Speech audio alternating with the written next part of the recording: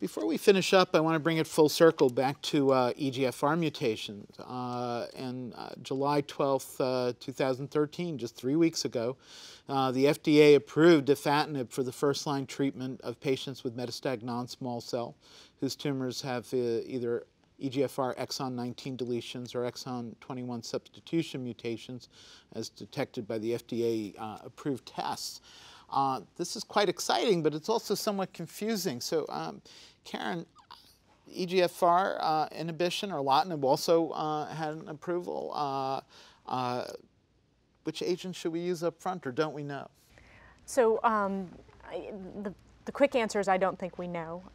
All of the erlotinib, gefitinib, afatinib trials versus chemotherapy in mutation-positive patients clearly show that these are very active agents that improve progression-free survival and quality of life for these patients. And overall survival, usually with crossover, is not usually changed. So once these patients receive these drugs, their survival is in the range of 2 to 3 years versus a patient without driver mutation, which is an average of about 10 to 12 months. So this clearly changes a patient's life. Where the drugs fit, erlotinib versus afatinib, we don't know.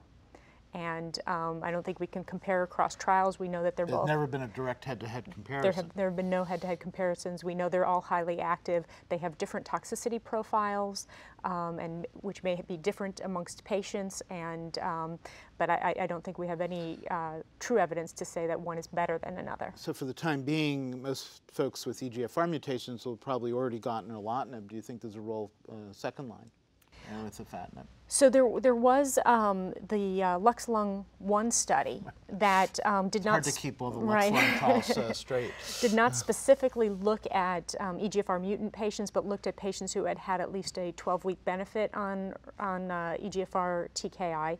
And in that study, they showed progression-free survival benefits, so some clear activity. This is versus placebo. Versus placebo. So patients who had received a EGFR TKI, who had benefited and then progressed, went on to receive afatinib or placebo as post second or third line therapy, and they found a progression-free survival benefit indicating there was activity. The response rates were less than 10%, but there was no overall survival benefit, so did not receive FDA approval in that area. But there may be some role for it, but it's not as impactful as the first line.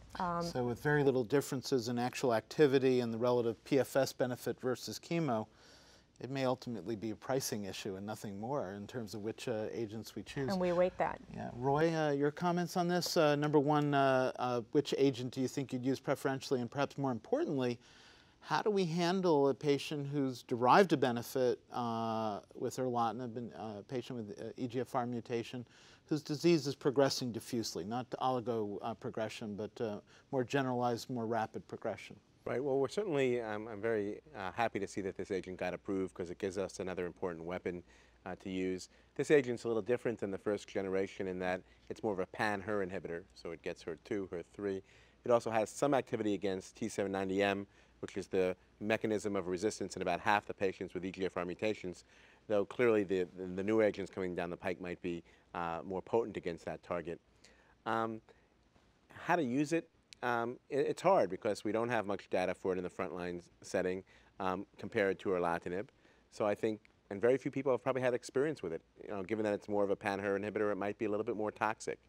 I think the biggest use for it's probably going to be in the second line or in clinical trials in the front line, and trials need to be done. We've seen a great deal of activity in combination with cetuximab.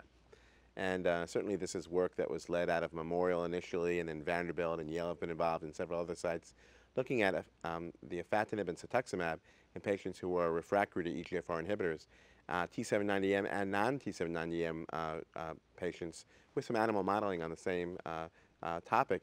And activity is seen of this combination. It's probably the highest response rates we've seen in this setting. Yeah, probably. And in fact, now that we have this available, I think many might even think off protocol of, you know, if they can afford it, of using the combination. They'll be able to find trials, though, because ECOG is hoping to do a trial of the combination in the refractory setting, and SWOG is hoping to do a trial frontline. Now, you could say that to avoid resistance, the best thing you should do is use your best artillery up front. So there will be a trial of afatinib and cetuximab up front Versus afatinib alone. versus afatinib alone. Which And then people will get experience from that with molecular markers to try to understand which population might do better or not. Which is ironic in a sense because cetuximab's never really had a formal approval in advanced non-small cell, despite the FLEX trial. Right, we haven't given up on cetuximab. Actually, Corey and I did the first trials of cetuximab in head and neck cancer. It's got to be 15 years ago. That's when I first met Corey. But we do have the SWOG 0819 trial, which is actually looking at the FISH and the FISH marker and H score as predictive markers for the activity. That trial's actually accrued 1,100 patients already, Corey.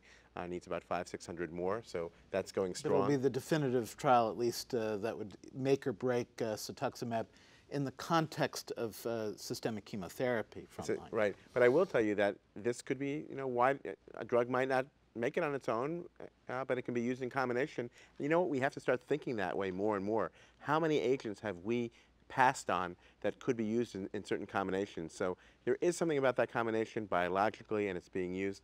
The other thing I just want to add to what Karen said, the LUX-1 trial was disappointing because there was no survival benefit, though there was a bit of a response seen there.